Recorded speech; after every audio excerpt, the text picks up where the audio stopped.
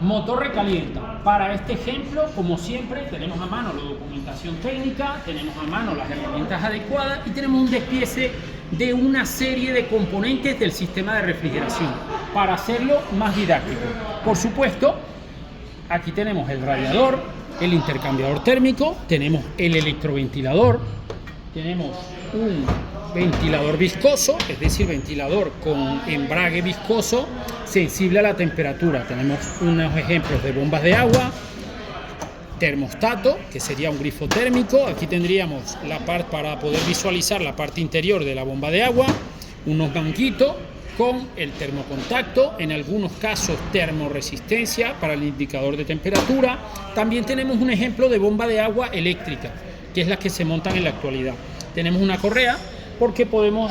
vernos en la situación de que lo que esté mal sea la correa de arrastre para poner a funcionar la bomba de agua. Tenemos el vaso de expansión con su tapadera y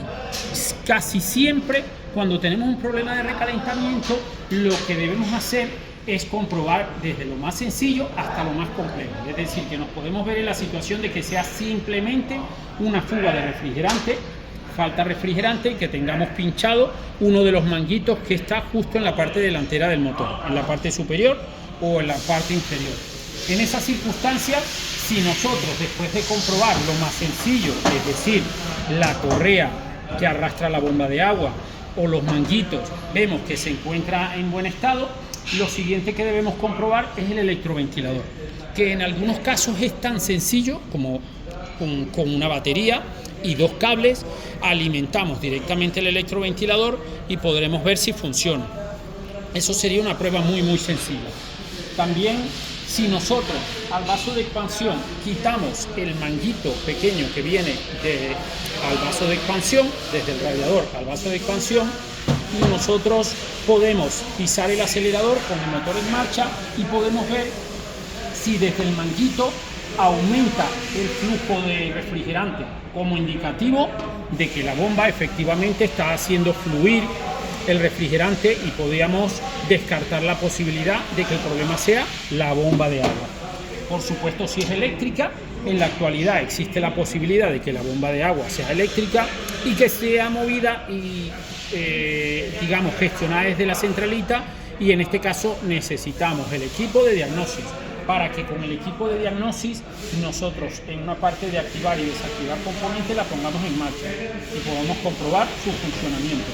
Sí que es cierto que se suele buscar los sospechosos, los posibles causantes de un recalentamiento entre estos elementos, es decir, radiador, electroventilador, bomba de agua, correa, termostato, son los primeros sospechosos. Pero también tenemos que pensar en la posibilidad de que tengamos el avance de encendido o el avance de inyección en mal estado. Es decir, si no está saltando la chispa en el momento adecuado, esto para un ejemplo de un motor antiguo,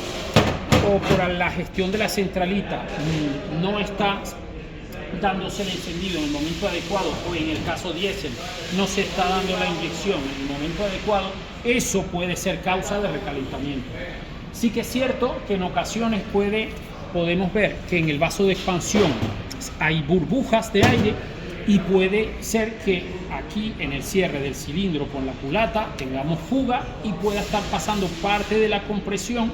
hacia el sistema de refrigeración. Así que nos veríamos en esas posibles causas. Sí que estos son casos más raros, ocurre con menos frecuencia que sea causa del sistema de inyección o del sistema de encendido, sobre todo con la gestión actual, es más raro, pero sí que es común que si la culata se ha doblado por un sobrecalentamiento, tengamos fuga en la junta de culata o la propia culata que da el cierre en la parte superior doblada. Y si está doblada y hay fuga, pasa, repito, parte de la compresión queda resoplando hacia el sistema de refrigeración. Este sistema, que es lo primero que se suele comprobar, es para comprobar fuga, es decir, que nosotros podemos simplemente colocar el tapón, como vemos aquí, un manómetro y una herramienta que nos vale como un inflador, taponamos el circuito, ya sea aquí en el depósito de expansión o sea propiamente en el radiador, en el caso de que lo tenga en el radiador, y al aplicarle presión Cuando tenemos fuga, se hace muy obvio, se hace muy evidente porque fuga el líquido refrigerante por el lugar en donde esté roto el manguito o donde esté la abrazadera que no esté sellando. Así que nosotros, para realizar comprobaciones de fuga, lo podemos hacer de esa manera. Si nosotros, después de comprobar que el electroventilador funciona y arranca a la temperatura adecuada, es decir, el termocontacto, que en ocasiones suele estar en el propio radiador, un termocontacto, un elemento térmico que cuando llega a 97 grados, por decir un ejemplo, cierra el circuito eléctrico al relé y de esa forma pondrá en funcionamiento el electroventilador. Si nosotros vemos que al llegar a altas temperaturas no enciende el electroventilador, puede ser que el electroventilador esté en buen estado, pero el circuito esté dando fallos. Y de esta forma tendríamos cubierto un alto porcentaje de las posibles averías o de las posibles causas de un recalentamiento en motor.